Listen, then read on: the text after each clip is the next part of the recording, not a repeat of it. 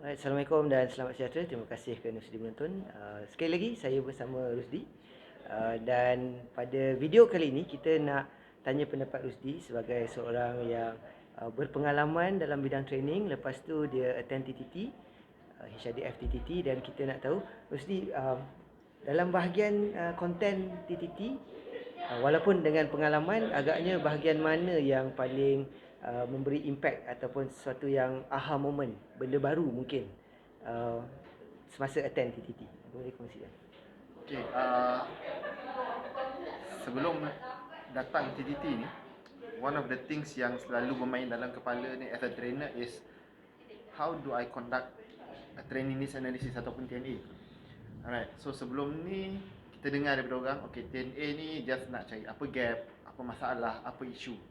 Then we plan the training based on that.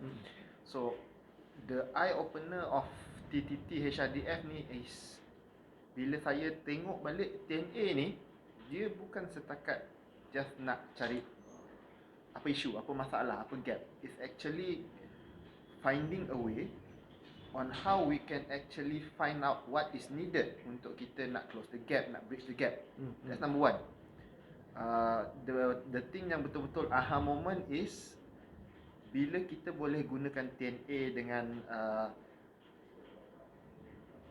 dalam kita nak tolong bukan setakat cari penyelesaian dalam bentuk training, but the non-training issues as well. Sebab kadang-kadang setengah orang, when you are a trainer, the mindset is kita buat TNA sebab kita nak jual training.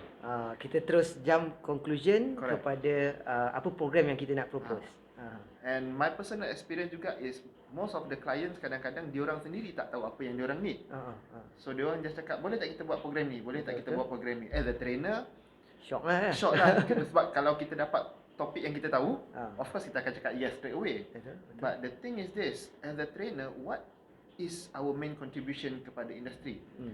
So we are here to ensure that company-company ni under yang bayar levy HRDF ni, they are able to become better dengan cara they run training for their staff, and then they get to bridge the gap, they get to manage their issues mungkin yang mereka tak nampak. So that's one of the most powerful learning, my biggest aha moment. Alright. So sebelum ni pun itulah tanya dengan klien kadang-kadang kan, okay, you nak apa? So that's the kadang-kadang diorang pun tak tahu diorang nak apa. So sometimes it's not a win-win situation untuk as a trainer or a training provider dengan klien. Dua-dua tak tahu, dua-dua hentam, last dua-dua tak dapat value. Betul. A trainer one off punya training sebab tak nampak any changes, and then klien pun cannot move forward, they cannot become better. Betul. Saya rasa itu juga antara bahagian yang menarik untuk trainers ambil tahu, iaitu kita buat training bukan sekadar apa yang kita nak deliver, apa yang kita seronok, apa yang kita suka. Dia jadi macam shock sendiri. Kita nak apa yang kita ada ni boleh memberikan manfaat kepada syarikat itu, khususnya pekerja-pekerja dia, supaya dia boleh meningkatkan prestasi. Jadi kalau kita tak buat TNA atau Training Needs Analysis dengan betul, ataupun syarikat itu sendiri mungkin tak jelas apa yang dia nak, tanggungjawab kita sebagai trainer yang dah belajar TNA ni untuk at least tanya soalan-soalan yang betul lah. Siapa yang akan datang, apa pengalaman dia sebelum dan sebagainya, so that bila dia attend the program tu lebih khusus, lebih tepat isi penyampaiannya supaya resolve isu-isu tadi. Betul. Dan yang Rusdi sebut sebagai non-training issue tu, kadang-kadang kita orang luar, kita nampak orang yang dalam company tu dia dah biasa day in day out, keluar masuk tiap-tiap hari, dia rasa benda tu dah jadi norma dia, dah norm. Jadi bila trainer datang dari luar kata, saya perasan cara you buat macam ni. You tahu tak ada option lain?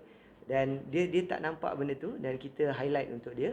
It becomes some of the yang disebut sekali non-training issue tadi. Contohnya boleh jadi macam polisi, boleh jadi macam infra punya masalah, sistem punya masalah.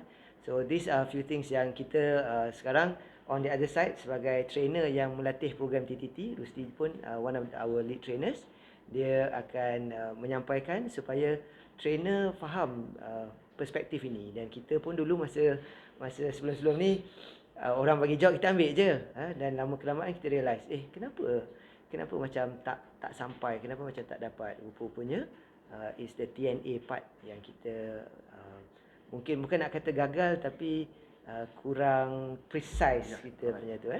Jadi sekali lagi terima kasih untuk Rusdi atas perkongsian ni. InsyaAllah bagi mereka yang mungkin akan menghadiri program trainer-trainer kelolaan Access Ideas di sebelah Sarawak, mungkin anda akan berjumpa dengan Rusdi, InsyaAllah. Dan kalau berkesempatan, saya juga akan mungkin jenguk-jenguk, tengok-tengok keadaan di sana.